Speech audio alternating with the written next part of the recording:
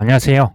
크립토튜입니다. 이번 시간에는 왜 생각보다 코인 가격이 안 오를까요? 한번 살펴보시죠. 미국의 CPI다 해서 물가 지수가 생각보다 많이 떨어졌는데 왜 코인 가격은 생각보다 안 오를 것이냐?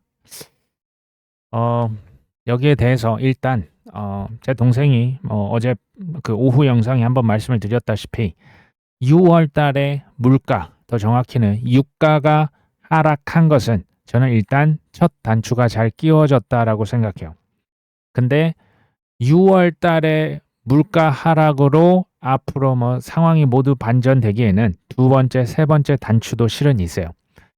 첫 번째 단추는 일단 유가가 생각보다 물가를 낮췄다. 이건 좋은 팩트입니다. 사실인데요. 두 번째 단추는 저는 뭐라고 생각하냐? 유가가요. 6월 달에 반짝 낮아졌다가 7월 달에 다시 팍 튀어버리면 어떻게 될까요? 안 됩니다. 두 번째 단추는 유가가 계속해서 낮게 유지가 되어야 합니다. 7월 달도 8월 달도 9월 달도. 그래야 7월 말에 있고요. 9월 중순에 미 연준에서 금리 결정을 또 할 겁니다. 그때 이제 매파가 아니고 금리 동결하면서 비둘기적인 냄새를 조금이라도 풍겨줘야 위험 자산의 랠리가 나올 수가 있는 겁니다.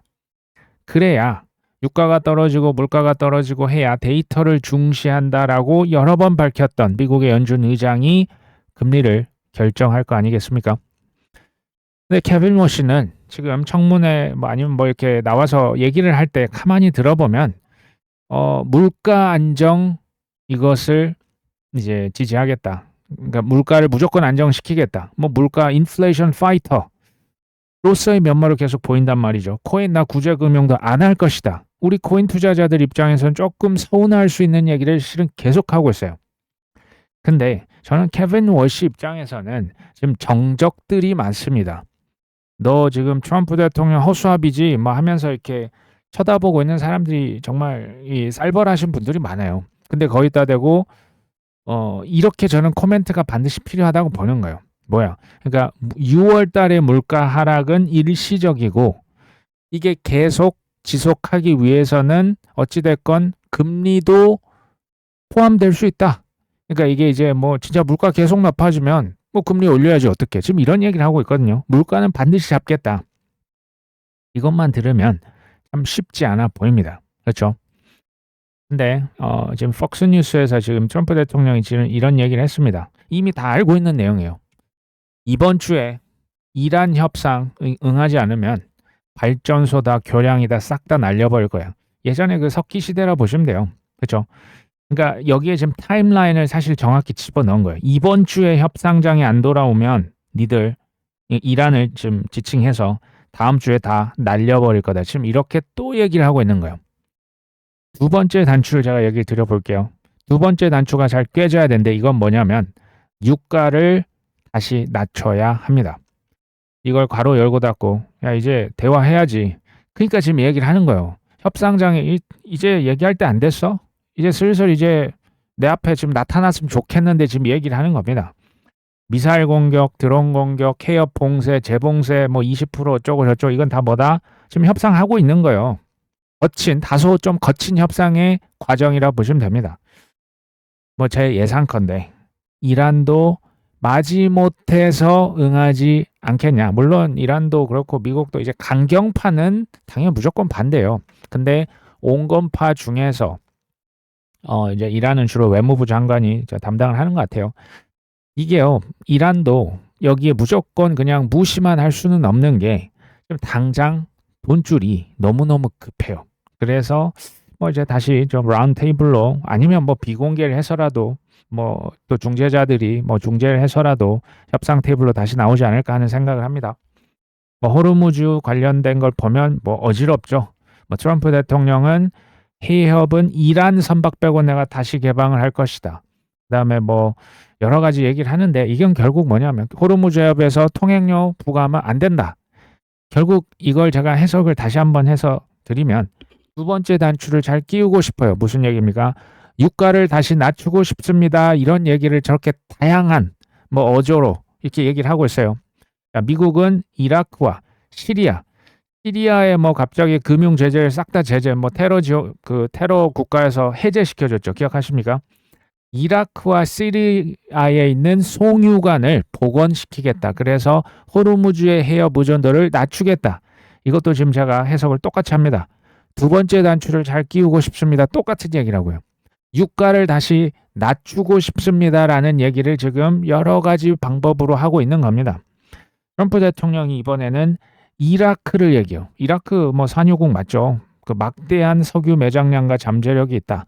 이라크와 그 석유 파트너십이 곧 있으면 발표될 것이다. 석유 기업들, 미국이 지금 뭐 이라크에서 파트너십을 추진하고 있다. 갑자기 이라크를 추켜 세웁니다. 그렇죠? 똑같은 얘기요. 무슨 얘기입니까?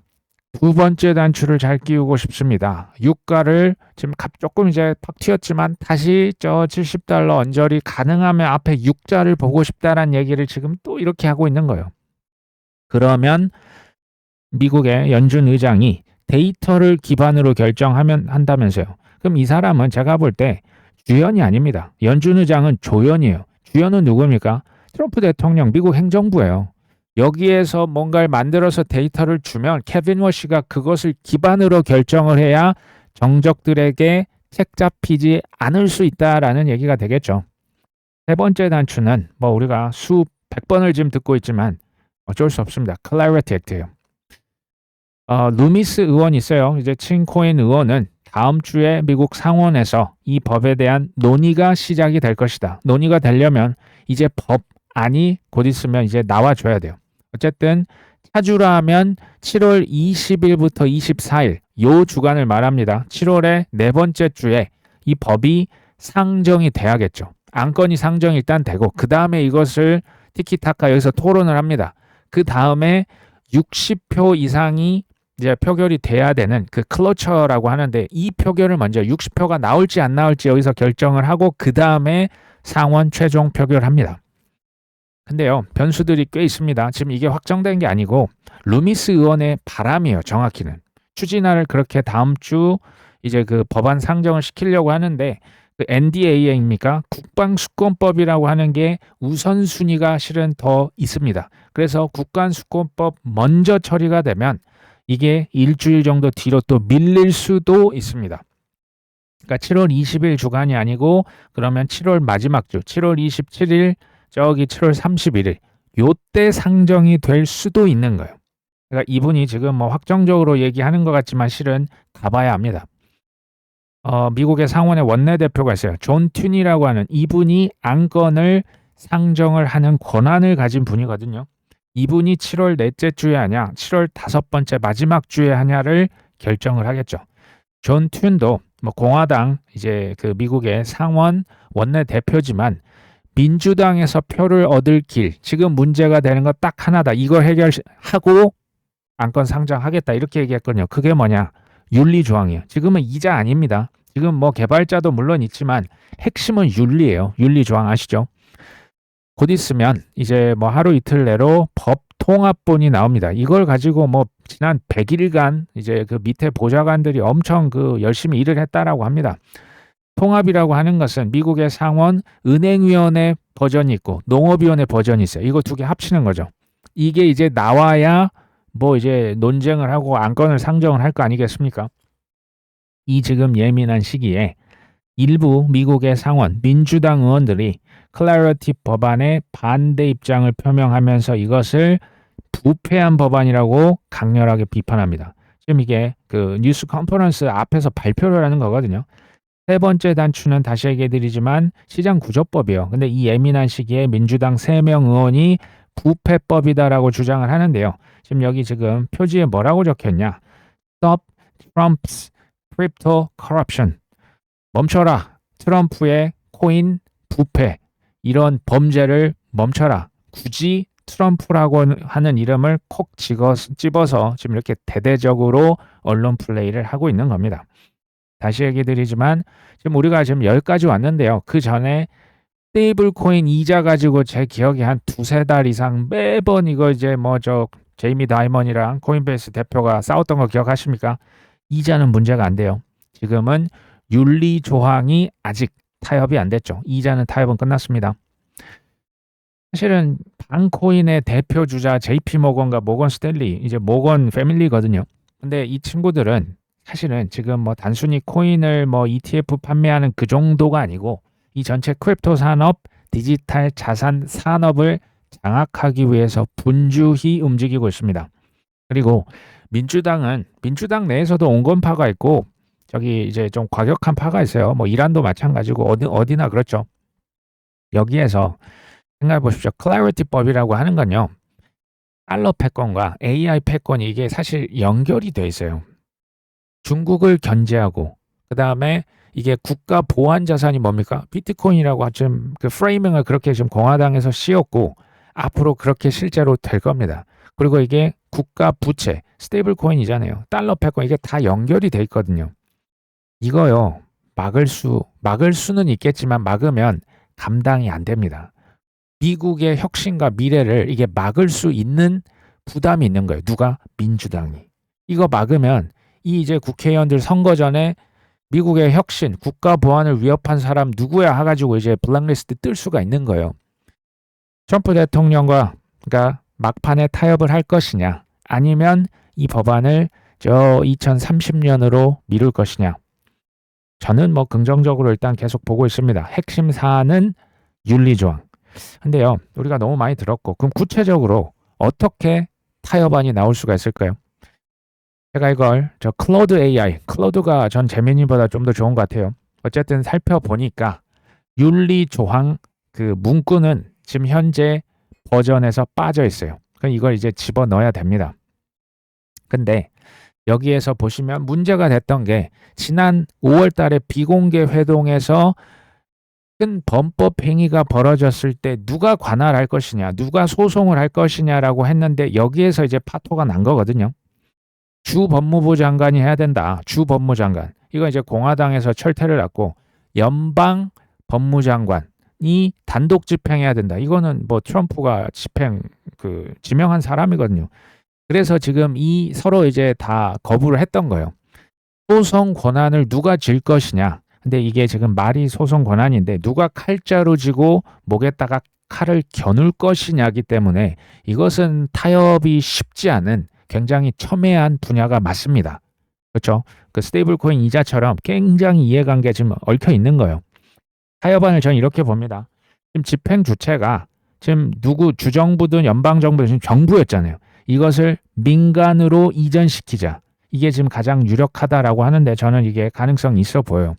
그러니까 이해관계자, 경쟁회사, 어쨌든 뭔가 큰 피해를 본 사람과 기관이 직접 소송을 걸어라. 정부가 아니고. 그러니까 제3자, 중립적인 기관이 소송을 직접 걸어라. 아니면 뭐 내부 고발자가 하든지. 이거는 저는 굉장히 뭐 사실 뭐 논리적으로 남은 유일한 카드라고 하는데 전 가능성이 있어 보여요. 그리고 트럼프 이름을 넣지는 말자. 지금 이 얘기를 이제 전 타협안으로 지금 보고 있는 거예요. 모든 공직자에게 동일하게 적용이 돼야지. 야, 트럼프 조항은 아니지 않냐. 지금 이 얘기를 지금 하고 있는 겁니다. 세 번째는 집행의 강도는 좀 낮추고 공시 의무만 하자. 근데 전 이건 좀 애매하다고 봐요. 분명히 처벌 조항이 들어가야 됩니다. 공시 의무는 당연히 강화가 돼야겠죠. 뭐 얼마 갖고 있습니다. 뭐 언제 팔았습니다. 샀습니다. 그런 건 당연히 해야겠죠. 네 번째도 굉장히 중요합니다. 유예 기간을 주자예요. 쉽게 말하면 지금 트럼프 대통령이 작년에 2조 원을 벌었지 않습니까? 뭐 2조도 넘습니다. 이것을 이제 쉽게 말하면 공시하자마자 바로 이 나쁜 녀석 하면서 팔아라가 아니고요. 예를 들면 6개월 내에 아니면 12개월 내에 팔아라 아니면 어디에 넘겨라 이런 유예 기간을 주고 이제 팔라고 하면 트럼프 입장에서는 당장 손해 보진 않고 또 서명을 이제 할 수 있는 명분을 확보할 수 있지 않습니까? 이게 8월 7일이 이제 마지막 데드라인이라 보고요. 양측이 절대적으로 시간이 부족해요. 뭐 공화당은 당연히 시장이 부족하고요. 민주당에서도 이거 진짜 끝까지 반대하면 제가 볼 때 굉장히 큰 부담을 가질 수밖에 없어요. 미국의 혁신과 달러 패권과 AI 패권 이거 다 연결돼 있어요. 토크나 산업이 다 연결이 돼 있습니다. 양측 모두 저는 시간이 좀 부족할 것이다. 그래서 가장 현실적인 타협의 조합은 정부가 아니고 민간에서 소송을 하자. 사법을 진행을 하자. 그다음에 대통령 이름은 빼자. 그다음에 유예 기간을 좀 주자. 저는 요 확률이 생각보다는 높다. 왜냐하면 정치는 잘 보시면 저도 뭐 정치에 대해 잘은 모르지만 명분 싸움인 것 같아요. 그러니까 뭐 이제 표를 얻어도 정책을 하는데 당연히 법을 만드는데 명분이 있어야죠. 그러면서 국회의원들 대통령의 체면은 그래도 차려줘야죠. 요 싸움이라 보거든요. 저는 그 측면에서 봤을 때 서로 요 정도면 타협이 가능할 수 있겠다라고 한번 생각을 해봤습니다. 요약해 보면 유가는 여전히 낮은 상태를 유지하려고 계속 이거 진행형으로 가야 됩니다. 그 다음에 연준에서는 그래야 비둘기 냄새라도 풍겨주는 거고, 제로금리 뭐 이렇게 생각하시면 안 됩니다. 뭐 예전처럼 막 엄청나게 낮추는 이건 어렵고요. 그 다음에 법을 통과를 시키면 대반전이 나올 수도 있다. 하지만 현재 크립토의 그 시장 심리는 SNS의 비트코인, 이더리움 검색량이 지금 2018년, 2022년보다도 낮습니다. 아무도 관심 없어요. 코인베이스 프리미엄이 58일 연속 마이너스입니다. 지금 뭐 물가 좀 낮아졌다 좋아했는데 보니까 미국 사람들은 코인에 관심이 전혀 없다라고 보시면 돼요. 뭐 한국도 지금 김프가 마이너스 된 지 꽤 오래됐죠. 근데 T 로우 프라이스 여기는요. 그 1.9조 원이 아니고요. 1.9조 달러예요. 이게 한 3천조 원 넘는 자산을 운용하는 액티브한, 여기 이제 퇴직연금이 한 3분의 2입니다. 굉장히 큰 액티브 자산 운용사가 굳이 사람들 관심도 없는데 코인 뭐 최대 15개까지 들어가는 ETF 지금 승인이 아니고 지금 상장입니다. 상장. 16일. 뭐 이제 미국 시간이네요. 스트라이프 아시죠? 이제 온라인 결제 인프라 기업인데 여기에서 페이팔을 530억 이제 달러에 사겠다. 페이팔 지금 주가가 좀 떨어져 있거든요. 페이팔은 이제 PYUSD라고 스테이블 코인 뭐 굉장히 발행한 지 오래됐고요. 전 세계의 망들이 지금 유저들 굉장히 많잖아요. 헐값일 때 지금 조금 웃돈 그냥 더 주고 전체 페이팔을 인수하려고 하는 겁니다. 굉장한 지금 일들이 지금 뒷단에서 벌어지고 있다는 걸 제가 보여드린 겁니다. 일본에 굉장히 큰 대형 금융 그룹이 있어요. SBI라고 있죠. 여기에서 솔라나망 위에다가 지금 뭐 한다고요? 상장 주식을 운용하겠다. 이게요. 어떤 특정 지역만의 지금 포모가 아니에요. 뭐 지금 미국만 그러냐, 일본만 그러냐, 저기 뭐 두바이만 그러냐. 아닙니다. 지금 뭐 한국도 마찬가지인데요. 그러니까 다 포모가 불고 특히 정부는 느려요. 입법은 느립니다. 규제는 느려요. 근데 기관들은 그냥 치고 달려갑니다. 지금 포모가 나오는데요. 2017년, 21년이랑 달리 이번엔 개인이 아니고 기관들이 잔뜩 포모가 들어가 있는 거예요. 모건 스탠리에서 이더리움, 솔라나 ETF를 신청을 했거든요.